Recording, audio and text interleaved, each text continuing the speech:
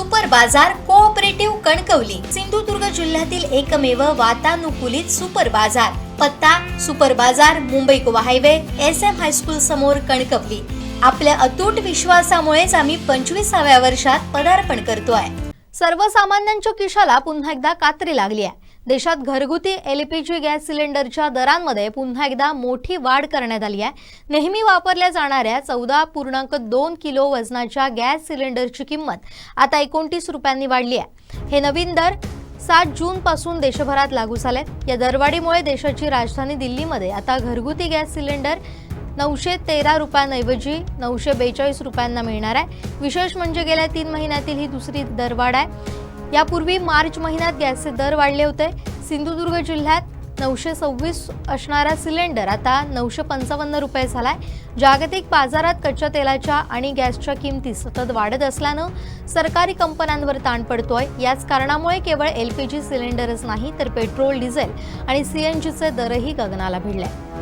सातत्याने होणारी महागाई, त्यानंतर महिलांना घर चालवताना होणाऱ्या अडचणी, युद्धजन्य परिस्थिती, त्याच्या नावाखाली होणारी पेट्रोल दरवाढ, डिझेल दरवाढ, काही महिन्यांपूर्वी कमर्शियल सिलेंडर जी दरवाढ झाली होती, त्याच्यानंतर हॉटेल व्यावसायिक बरेच मोठ्या प्रमाणात अडचणीत आले होते। बऱ्याच मेट्रो सिटीमध्ये, मोठमोठ्या मेट्रो सिटीमध्ये, पुणे, कोल्हापूरसारख्या सिटीमध्ये जिथे विद्यार्थी मोठमोठ्या संख्येने शिक्षणासाठी राहत असतात, अशा ठिकाणी सुद्धा वाईट परिस्थिती निर्माण झाली होती। आणि कमर्शियल सिलेंडर महाग झाल्यामुळे मुलांना अक्षरशः जेवणाचे, त्यांच्या मेसचे सुद्धा खूप प्रॉब्लेम्स होत होते। त्याचबरोबर आत्ता जो या सरकारने मोठा जो धक्का दिलेला आहे तो 30 रुपयांनी परत गॅसचे दर वाढलेले आहे।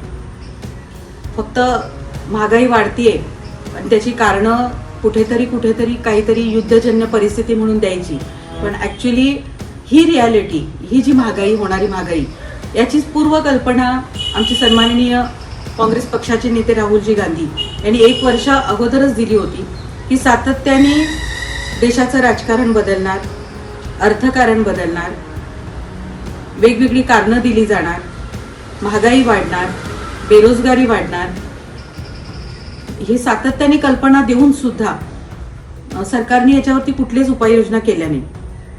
आणि आज या देशाचे पंतप्रधान असतील, या राज्याचे मुख्यमंत्री असतील, वेगवेगळी कारणं देऊन फक्त वेळ चालवत आहेत।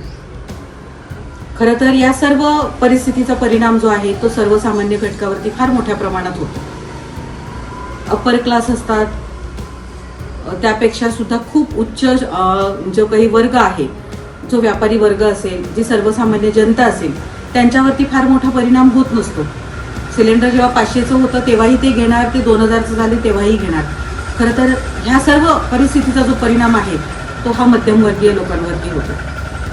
अशा परिस्थितीमध्ये घर चालवणं ही महिलांसाठी फार मोठी कसरत असते, कारण कुठेही पगारवाढ होत नाहीये, घर खर्च वाढतायत, ऑलरेडी महागाई आहे।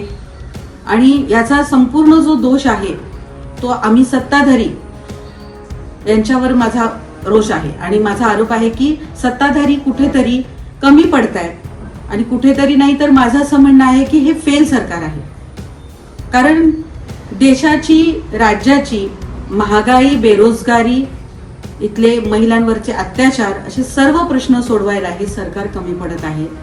लवकरात लवकर सरकारने कुठेतरी ह्या गॅस दरवाढीवरती उपाययोजना करणं गरजेचं आहे।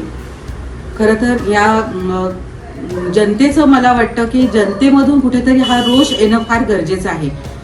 एक विरोधी पक्षाची एक लोकप्रतिनिधी म्हणून, एक काँग्रेस पक्षाची नेती म्हणून मी सातत्याने या आंदोलनामध्ये मी स्वतः सहभागी झालेली आहे।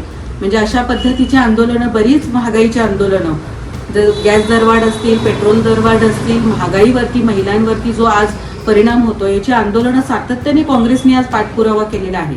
मी काँग्रेस पक्ष म्हणून जेव्हा महिला काँग्रेसमध्ये आज सातत्याने काम करते, आज दिल्ली असेल, नागपूर असेल, मुंबईमध्ये सुद्धा मोठी आंदोलनं झालेली आहेत। पण इतकी आंदोलनं सातत्याने 4 वर्षात घेऊन सुद्धा कोणत्याही प्रकारे महागाई कमी होत नाहीये, गॅसचे दर कमी होत नाहीयेत। महिलांना फक्त लाडकी बहीण योजना म्हणून तुम्ही पैसे देताय, म्हणजे कुठेतरी हे पैसे तुम्ही महिलांकडनं काढताय गॅसच्या स्वरूपात आणि त्यांना तुम्ही लाडकी बहीण योजना म्हणून देताय। तर महिलांच्या ह्या आमच्या माफक ज्या अपेक्षा आहेत की तुम्ही गॅसचे दर जसे पूर्वी होते त्या पद्धतीने देण्याचा प्रयत्न करा, आणि असंच मी तुम्हाला एक प्रतिक्रिया माझी देऊ इच्छिते.